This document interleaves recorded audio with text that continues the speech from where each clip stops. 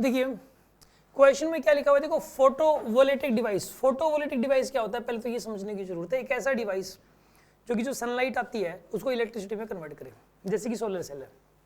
ठीक है, solar cell क्या करती है, या फोटो सेल है, ये क्या करती है बताइए, तो सन से जो लाइट आती है उसको कन्वर्ट करती है इलेक्ट्रिसिटी में। ठीक है, सीधी सी बात यही है। तो फोटोवोल्टिक डिवाइस का मतलब आप समझ गए। Can convert optical radiation. अब इस ऑप्टिकल रेडिएशन का मतलब क्या है यार, जो सनलाइट है इसी को बोलते हैं optical radiation. Optical radiation consist of the three things, ultraviolet radiation, visible and infrared. इन तीनों को मिला के ही, और इन तीनों को मिला के तो सनलाइट बोल रहे हैं यार हम लोग, मेजरली तो यही तीन होते हैं उसमें। तो ये जो तीनों हैं, यानी कि ऑप्टिकल रेडिएशन का मतलब हो गया सनलाइट, ठीक है ना। और वो फोटोवोल्टिक डिवाइस का मतलब क्या होता है, एक ऐसा डिवाइस जो कि जिसको सोलर सेल भी बोल सकते हो, फोटो सेल भी बोल सकते हो, जो कि सनलाइट को इलेक्ट्रिसिटी में कन्वर्ट कर रहा है। राइट, ये बात तो सही है, इंफॉर्मेशन बिल्कुल सही है। एक जनरल इंफॉर्मेशन लिख रखी है, सिर्फ वर्ड्स बदल के, शब्दों का हेर फेर करके क्वेश्चन को टफ बनाने की कोशिश की जा रही है। कोई कॉन्सेप्ट थोड़ी ना छुपा हुआ है इसके अंदर। बच्चे का कॉन्सेप्ट तो चेक ही नहीं किया जा रहा है इसमें बच्चों को कंफ्यूज किया जा रहा है।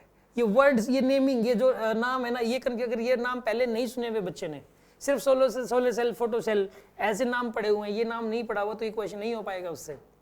और इसके अंदर ऐसे ये जो ऑप्टिकल रेडिएशन है, इसका मतलब नहीं समझ में आता बच्चे को, इसका मतलब सनलाइट है, अगर ये बात नहीं पता तो कंफ्यूज पक्का हो जाएगा। ये साफ साफ लिखे ना यार, लैंग्वेज थोड़ी बेटर करे तो बच्चे का एग्जैक्ट चेक हो गया ना इसके अंदर। अब सुनो, ये अगर गलत हुआ है बच्चों का तो लैंग्वेज की वजह से। आगे, Zener diode is designed to operate under reverse bias in breakdown region. ये बिल्कुल जनरल इंफॉर्मेशन है कि जो जीनर ब्रेकडाउन, जो ये बेसिकली जो जीनर डायोड होती है, जीनर डायोड जो कि वोल्टेज को रेगुलेट करने में यूज होती है, सबको पता है, टीवी के अक्रॉस भी यही लगती है, ठीक है ना, जो कि वोल्टेज को रेगुलेट करती है, और ये हमेशा रिवर्स में ही जोड़ी जाती है।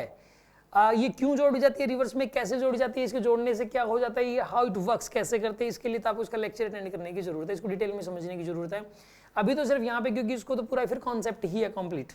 और वैसे जनरली हर बच्चे को याद रहता है कि जीनर डायोड हमेशा ही रिवर्स में जुड़ेगी, ठीक है, तो it is always reverse biased, ठीक है ना। और इसमें हमेशा ही ब्रेकडाउन होगा ही होगा, रिवर्स बाइसिंग में होता है और इसमें ब्रेकडाउन हो रहा होता है कंटिन्यूअसली, ठीक है ना।